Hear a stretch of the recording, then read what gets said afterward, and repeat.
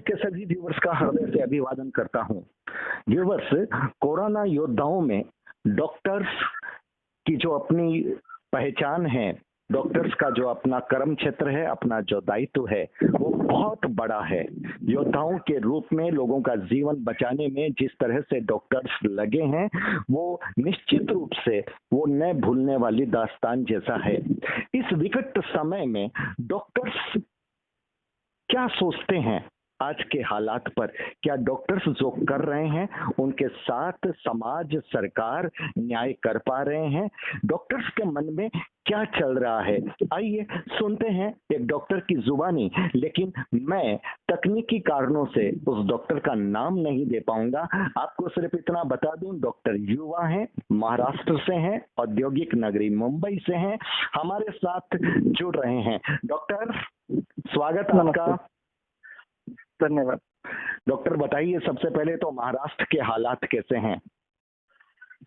तो आपने समाचार में देखा ही होगा, सबसे ज्यादा कोरोना के केसेस महाराष्ट्र से ही आ रहे हैं और स्पेशली मुंबई और पुणे से सबसे ज्यादा केसेस आ रहे हैं जी। तो यहाँ जरूर जो हमारा हेल्थ सिस्टम है थोड़ा ओवरबर्डन हो गया मुंबई में और पब्लिक हेल्थ इंफ्रास्ट्रक्चर अभी कोप अप करने में थोड़ा मुश्किल हो रहा है। जी जी जी जी, मतलब चुनौती बड़ी हो रही है। जी, काफी बड़ी चुनौती है।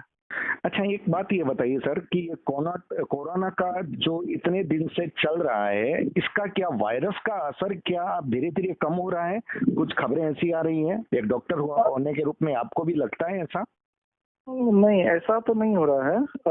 वायरस का असर कम नहीं हो रहा है। मेनली वायरस का क्या है, अगर यंग लोग हैं, एज हाई नहीं है, कोई कोमोबिलिटीज नहीं है, तो इतना असर नहीं होता है। पर अगर उम्र 60-65 से ज्यादा है, अगर डायबिटीज है जो कंट्रोल में नहीं है, या कोई और कोमोबिलिटीज है, किसी को कैंसर है या कोई और तकलीफ है, तो फिर उनमें सबसे ज्यादा रिस्क रहता है। तो कोमोबिलिटी सबसे मेन चीज है। कुछ केसेस जैसे भी होते हैं जिसमें लोगों को कोरोना हुआ होता है लेकिन उनको पता ही नहीं चलता। जी, ऐसे काफी केसेस रहेंगे जिसमें मालूम ही नहीं पड़ता या इतना हल्का सिम्टम आता है, हल्का सा गला खराब होता है एक दिन के लिए, कि रियलाइज ही नहीं होता है कि कोरोना हुआ है और वो ठीक हो जाते हैं अपने आप। जी जी जी, अपने आप ठीक हो जाते हैं। तो लगभग 80% लोग ऐसे ही रहते हैं जिनको सिम्टम्स नहीं होते हैं, बहुत ही कम सिम्टम्स होते हैं, बस हल्का सा कॉफ या हल्का सा फीवर या सिर थ्रोट। जी जी जी।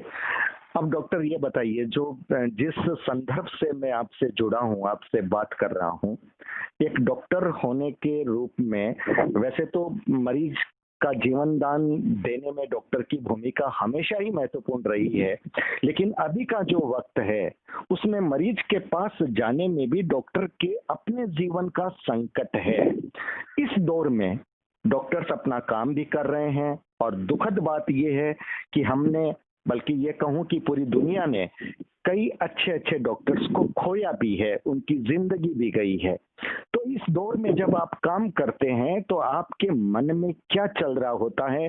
समाज के लिए, सरकार के लिए आपके मन में क्या होता है कि क्या ऐसी अपेक्षाएं होती है कि जो समाज से या सरकार तक आप पहुंचाना चाहते हैं?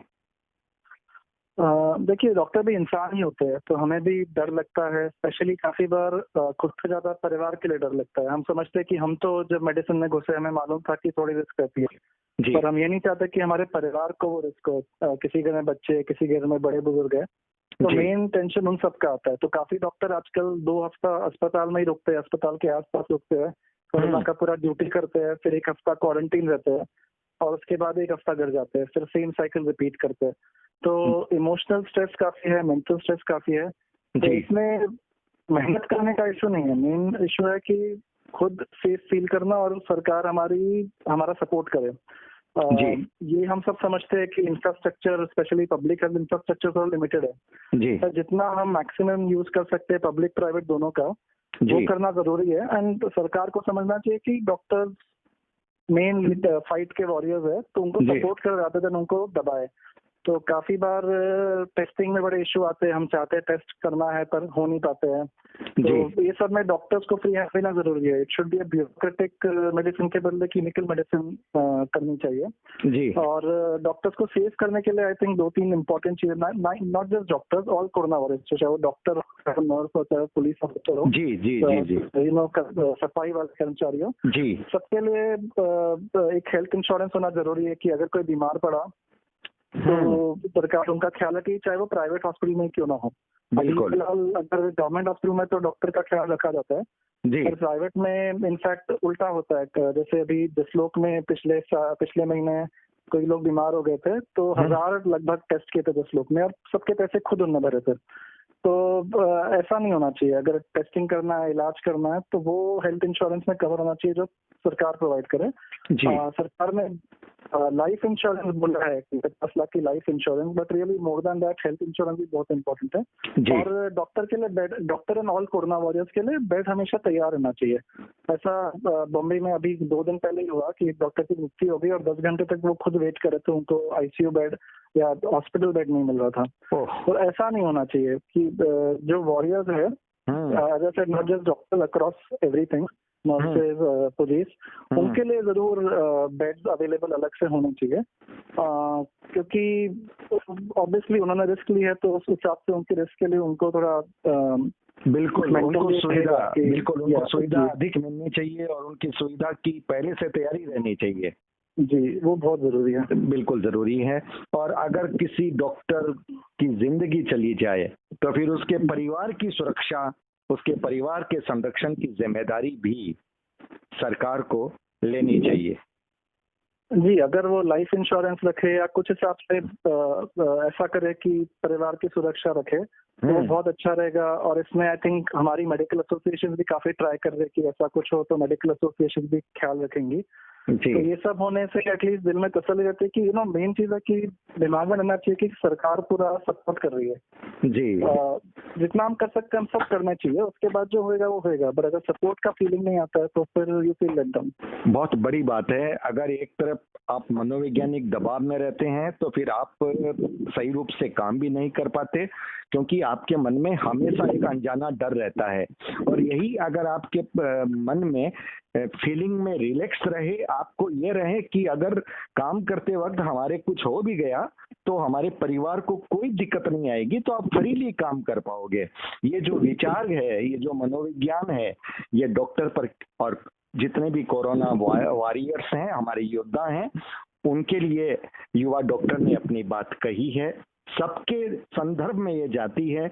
जो भी योद्धा सड़क पर उतर करके हॉस्पिटल में जहां जहां पर भी लोगों के जीवन को बचाने के लिए संघर्ष कर रहे हैं, उन सब के लिए उचित सुविधा जरूरी है।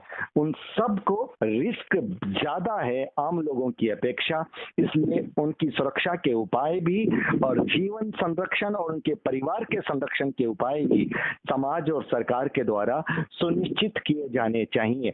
डॉक्टर, चलते चलते एक बात और बता दीजिए कि अभी इतना समय हो गया है, आपको क्या लगता है ये भारत में कोरोना का सफर कब तक जारी रह सकता है?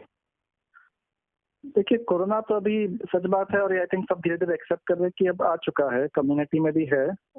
इसका अब जाना नामुमकिन है, तो we'll have to live with it. Already काफी साइंटिस्ट, डॉक्टर्स, पॉलिटिशियंस बोल रहे हैं कि अभी टाइम आ गया है कि समझने के लिए कि कोरोना के साथ रहना जरूरी है। तो जो मेन चीज है अपने को फॉलो करनी है वो हमेशा सेम रहने वाली है। सोशल डिस्टेंसिंग, मास्क, कॉफ एटिकेट, हैंड हाइजीन। कब तक साल 2 साल की जिंदगी भर? जब तक वैक्सीन नहीं आएगी। जब तक वैक्सीन नहीं आएगी। जी, जो हर्ड इम्यूनिटी बोलते हैं वो बिना वैक्सीन के होना मुश्किल है। तो vaccine is the only way to reach herd immunity. आपको लगता है कि इस मामले में पूरे वर्ल्ड में तो प्रयोग हो रहे हैं, कोशिशें बहुत तेज हो रही है, आपको क्या लगता है कब तक वैक्सीन आ सकती है? बोलना बड़ा मुश्किल है, पर WHO ने बोला है कम से कम 1-1.5 साल लगेगा। और ये समझना जरूरी है कि वैक्सीन आने के बाद भी पूरे दुनिया के लिए वैक्सीन प्रोड्यूस करने में और टाइम जाएगा। तो ऑफ कोर्स होप है कि जल्दी आए, यही साल आ जाए, बट वो सिर्फ होप है। फैक्ट्स यही बोल रहे हैं कि कम से कम 1 साल लगेगा। मतलब ऐसा लगता है वैक्सीन पहले तो आने के बाद लोगों तक पहुंचे, तो ये साल 2 साल का दौर हमें ये मानकर चलना पड़ेगा कि तब तक हमको जो दूरी है, फिजिकल डिस्टेंस की जो बातें हैं, सुरक्षा के जो उपाय हैं, उनका पालन करना बहुत जरूरी है। कोई खास संदेश डॉक्टर देना चाहेंगे? एक्चुअली यही संदेश है कि सभी लोग बस ये जो एक्चुअली 5 चीज बोलते हैं, cough etiquette, hand hygiene, social distancing, masking, और 5वीं चीज है कल्चर बदलना। तो अगर आप किसी और को देखें कि मास्क ठीक से नहीं पहना है, नाक बाहर आ रही है मास्क के, तो बोलिए उनको कि प्लीज मास्क ठीक से पहनिए, एंड दैट इज समथिंग जो अभी सोसाइटी में एक्सेप्टेबल होना चाहिए। कोई और आके टोके कि आप ये ठीक से कीजिए, तो वो कल्चर बदलना भी इम्पोर्टेंट है, थूकना बंद करना, all these things become important. अगर वो होएगा तो I think not just corona, even other disease like TB for example, उन सब का भी संक्रमण कम हो जाएगा। बिल्कुल बिल्कुल, लापरवाही नादानी नहीं चलेगी, मोटी बात ये है। डॉक्टर आप हमसे जुड़े इसके लिए बहुत बहुत शुक्रिया। आप अपना ख्याल रखिएगा, स्वस्थ रहिएगा, मन को प्रसन्न रखिएगा, और आप ही नहीं, आपकी अपनी पूरी बिरादरी, पूरे डॉक्टर्स आपके जो साथ रहते हैं, उन सब के प्रति हमारे व्यूवर्स के द्वारा, हमारे चैनल के द्वारा बहुत बहुत शुभकामनाएं। स्वस्थ रहिएगा और लोगों को स्वस्थ करते रहिए, हमारी शुभकामनाएं आपके साथ है। आप हमसे जुड़े इसके लिए बहुत बहुत शुक्रिया। व्यूवर्स, तकनीकी कारणों से हम युवा डॉक्टर का नाम नहीं दे पा रहे हैं।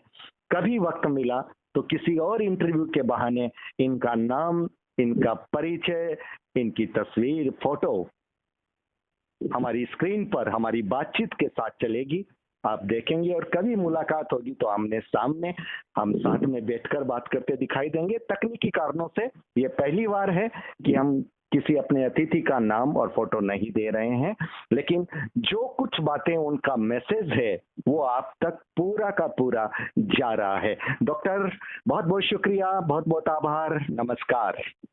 Thank you so much.